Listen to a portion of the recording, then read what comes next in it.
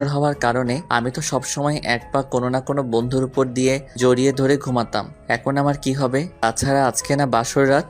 ছি ছি ছি, এসব আমি একদম পারবো না। না হয় আমি মাটিতে ঘুমাবো। আরে না না, মাটিতে ঘুমানোর দরকার নেই। যদি রাতের বেলা হঠাৎ কোনো দরকারে কেউ রুমে আসে আর দেখে ফেলে? তবে কি হবে? আচ্ছা, আমি জড়িয়ে ধরবো না, তোমার থেকে 2 হাত দূরে ঘুমাবো। এই তো লক্ষ্মী স্বামী আবার। এই কথা বলে নেহা খাটে উঠে বাতিটা অফ করলো। প্রায় 5 মিনিট হয়ে গেল, কেউ কোনো কথা বলছি না। নেহা কি খুব ক্লান্ত হয়ে ঘুমিয়ে পড়েছে নাকি কিছু ভাবছে? এক পর্যায়ে মনে হলো ঘুমিয়ে গেছে। আমি ডান হাত দিয়ে আস্তে আস্তে জড়িয়ে ধরলাম। নেহা যেই মুহূর্তে চেঁচিয়ে উঠবে ঠিক তখনই আরেক হাত দিয়ে মুখটা চেপে ধরে একটা পা নেহার উপর বিছিয়ে দিয়ে বললাম, চোর বলে চেঁচিও না কিন্তু। আমার বাসায় আজ পর্যন্ত কোনো চুরি হয়নি, বাড়ির সবাই তা ভালো করেই জানে। ব্যাচেলর ছেলে বলে কথা, এতদিনের পুরনো অভ্যাস কি করে ভুলে যাই বলো? নতুন বিয়ে করেছি, বাসরাত বলে কথা, তার উপর একটু আগে তোমার উপর ক্রাশও খাইলাম। অদ্ভুত, কিছুক্ষণের মধ্যেই নিহা শান্ত হয়ে গেছে। ঘুমিয়ে গেল নাকি? কথাটা চিন্তা করার সাথে সাথে নিহা আচমকা ঘরের লাইট অন করে বলল, হে আল্লাহ, আমি তো আসল কাজটাই করতে ভুলে গেছি। আবার কি হলো? আমি ভ্যাবাচ্যাকা খেয়ে গেলাম। কোনো ভুল করিনি তো? মা তো বলেছিল স্বামীকে সালাম করার জন্য। আমি তো ভুলেই গেছি। দেখি তোমার পাটা নিচে নামাও তো। ও এই কথা। আমি ভেবেছিলাম কি না কি। থাক, সালাম করতে হবে না, লাইট অফ করো, ঘুম পাইছে। থাক মানে কি?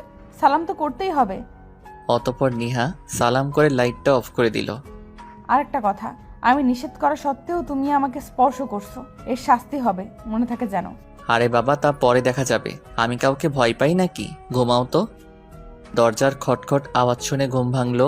মিটমিট করে চোখ খুলে দেখি প্রায় বিছানা থেকে পড়ে যাচ্ছি। ঘড়িটা দেখার জন্য পাশে তাকালাম, মাত্র 7:30। আমার জন্য এখনো ভোর, কারণ আমি সবসময় দেরিতে উঠি। সামনে তাকিয়ে দেখি নেহা চেয়ারের মধ্যে বসে আছে, আমার দিকে ড্যাব ড্যাব করে তাকিয়ে আছে। এদিকে কে যেন দরজার মধ্যে হাতুড়ি পেটাচ্ছে। কি হলো? দরজা খুলছো না যে? কে না কে ধাক্কাধাক্কি করছে, কোনো ডাকও দিচ্ছে না, তাই ভয় খুলিনি। ভয়? কিসের ভয়? জানি না। কে? দরজায় এভাবে ধাক্কাধাক্কি করছে কে?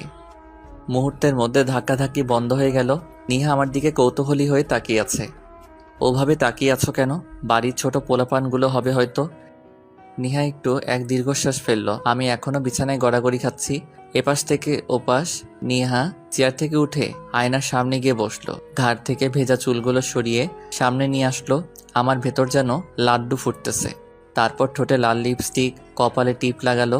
আমার চোখগুলো ক্রমশ বড় হতে লাগলো। ইচ্ছে হচ্ছে আর একটু দেরি না করে জড়িয়ে ধরি, কিন্তু না, স্পর্শ করা যাবে না। নিহার অনুমতি ছাড়া স্পর্শ করা যাবে না। কাল রাতে নিহা আমাকে স্পষ্ট করে বলে দিয়েছে, তবুও একবার ধরেছিলাম তাই বলেও দিয়েছে এর নাকি শাস্তি পেতে হবে। কথাটা মনে হওয়ার পর মনটা খারাপ হয়ে গেল। তারপর নিহা হাতে কাজল নিয়ে চোখের পাপড়িতে খুব সাবধানে লাগাচ্ছে। কানে ছোট্ট 2টা রিং পড়লো। বাম কানের পাশ থেকে চুলগুলো সরিয়ে আমার দিকে আর চোখে তাকালো। আমি আবার চোখ বড় বড় করে মুগ্ধ দৃষ্টিতে নিহার দিকে তাকিয়ে আছি। একটা মুচকি হাসি দিয়ে আবার আয়নার দিকে মনোযোগ দিল। না, আর কন্ট্রোল করা যাচ্ছে না। আমি এবার জড়িয়ে ধরবই। নিহা যা ইচ্ছা করুক, তা পরে দেখা যাবে। বিছানা থেকে পা নামিয়ে ফ্লোরে রাখলাম। চুপি চুপি চোরের মতো নিহার কাছে গেলাম। যেই নিহাকে জড়িয়ে ধরবো ঠিক তখনই হঠাৎ দরজার মধ্যে আবার খটখট ধাক্কার আওয়াজ শুরু হলো। আমি ভয়ে লাফিয়ে উঠি। মেজাজটা ভালো রকমের গরম হলো। এরকম রোমান্টিক মুডে বাঁধা ইচ্ছে করছে বাহির থেকে ধরে এনে ইচ্ছে মতো পিটিয়ে আলুর ভর্তা বানাই। এদিকে নিহা দাঁত বের করে খিলখিল করে হাসছে, হয়তো আয়নার মধ্যে আমার সব কাণ্ড দেখে ফেলেছে।